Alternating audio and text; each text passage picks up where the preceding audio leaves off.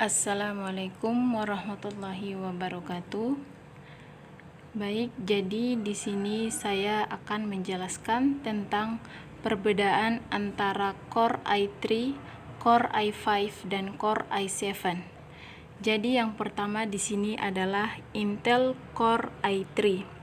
Nah, Intel Core i3 ini dibekali dengan rancangan dua prosesor atau dual core di dalamnya. Kedua prosesor tersebut dapat menjalankan dua instruksi sekaligus dalam waktu yang bersamaan. Nah, jadi ada banyak yang mengatakan bahwa Core i3 ini lebih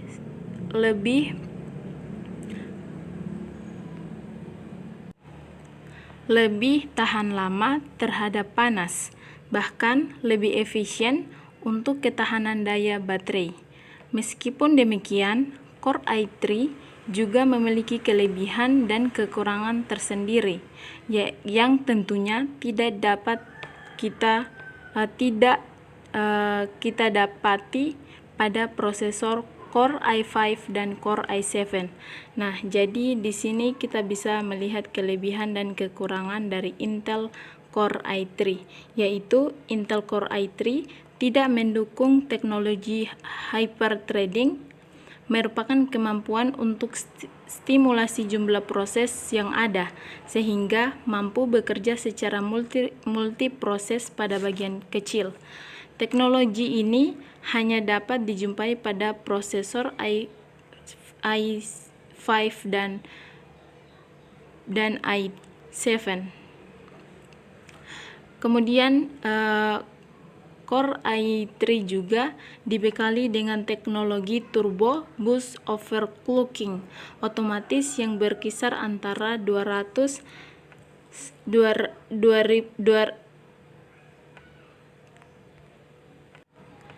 2933 GHz sampai dengan 32 GHz. Clock graphics processor 100 MHz, L3 charge 4 MB, LGA socket 1156,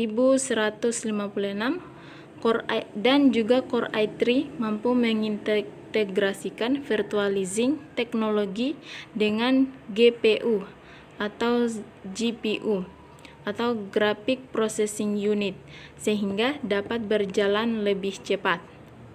Nah, kemudian yang kedua adalah Intel Core i5. Nah, sama halnya dengan Core i3, Intel Core i5 juga dilengkapi dengan rancangan dua prosesor atau dual core di dalamnya. Namun, ternyata sebagian juga ada yang terdiri dari dua prosesor quad core, namun tidak dilengkapi dengan teknologi hyperthreading. Teknologi Core i5 ini sangat cocok digunakan untuk pengguna berat seperti halnya aktivitas game, program, desain, dan lain-lainnya yang membutuhkan kemampuan komputer dengan kinerja bekerja dengan mumpuni. Namun, sayangnya Core i5 lebih panas ketimbang Core i3, tapi memiliki kemampuan unggul, utamanya dalam hal multitasking dan kemampuan untuk mempunyai software menampung software berat. Nah, kita bisa lihat kelebihan dan kekurangannya dari Intel Core i5, yaitu support hyperthreading, kemudian terdiri dari dua prosesor dual core. Terdapat juga beberapa seri i5 yang berisi dua prosesor quad core, namun tidak mendukung teknologi hyperthreading. Kemudian turbo boost, maksimum overclocking otomatis antara 2,4 GHz sampai dengan 3,33 GHz. L3 charge 4-8 MB, LGA socket 1156, Intel HD graphics, Kemudian dan yang terakhir adalah maksimal RAM 16 GB. Nah, kemudian yang ketiga adalah Intel Core i7. Intel Core i7 memiliki kemampuan lebih unggul daripada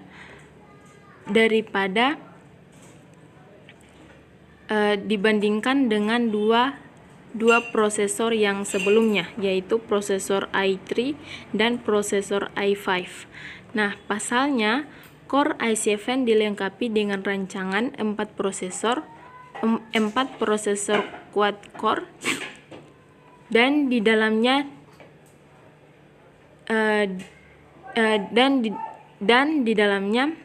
dengan kecepatan 3,07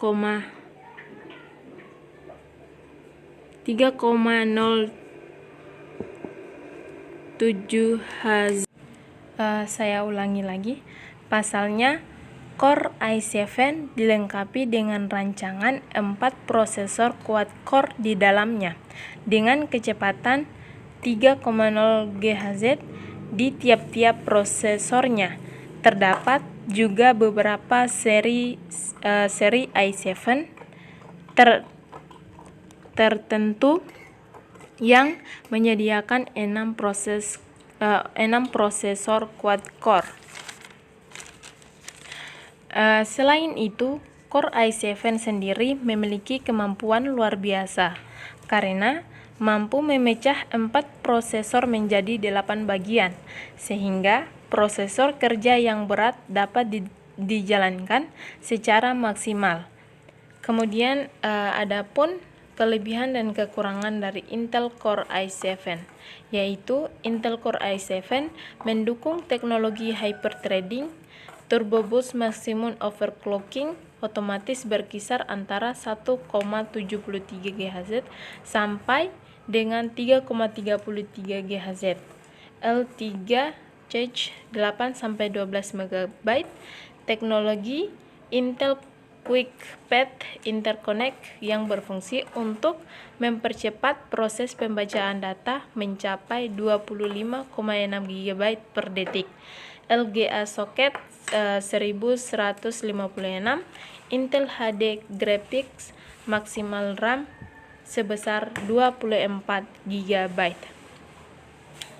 Nah, kemudian kesimpulan dari ketiga prosesor tersebut yaitu adanya perbedaan dari setiap arsitektur prosesor di atas tentu saja akan mempengaruhi harga jual komputer dan laptop bersangkutan. Adapun jika Anda membutuhkan laptop untuk sekadar mengetik dan melakukan aktivitas pekerjaan yang tidak terlalu berat, maka disarankan untuk menggunakan Core i3 saja. Karena selain sudah cukup, Core i3 juga dibanderol dengan harga yang lebih murah atau miring. Prosesor Core i5 disarankan untuk pengguna yang hari-harinya kerja menjalankan software berat seperti 3D dan animasi untuk keperluan gaming. Core i5 juga rasanya sudah cukup. Dan yang terakhir adalah Core i7, merupakan proses dengan kelas tertinggi yang diciptakan Intel saat ini. Tentu saja prosesor tersebut cocok untuk menjalankan aplikasi-aplikasi berat seperti gaming, desain editing, dan lain sebagainya.